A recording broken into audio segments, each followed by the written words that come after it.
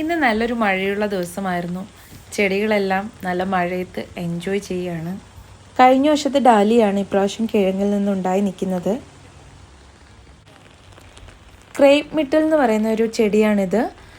നല്ല pink colour പൂവ് ഈ ചെടി നിറച്ചു പിടിക്കും കുറച്ചുകൂടെ കഴിയുമ്പോൾ.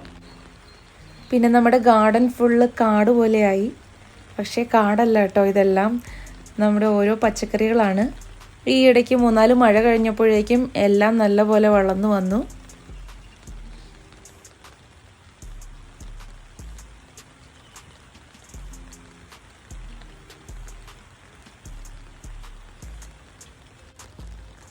ഇവരെ ഇതുവരെ പറിക്കാറായിട്ടില്ല, കുറച്ചുകൂടി സമയമെടുക്കും. ഇത് ആപ്രിക്കോട്ടാണ്. നമ്മുടെ റാസ്ബെറിയിൽ കുറേശ്ശെ പഴങ്ങൾ ഉണ്ടാകുന്നുണ്ട്. പക്ഷെ ഓരോ ദിവസവും അപ്പൂസ് നോക്കിയിരിക്കുകയാണ്. ചെറിയ കളറ് മാറുമ്പോഴേ അപ്പൂസ് അത് പറിച്ച് തിന്നും.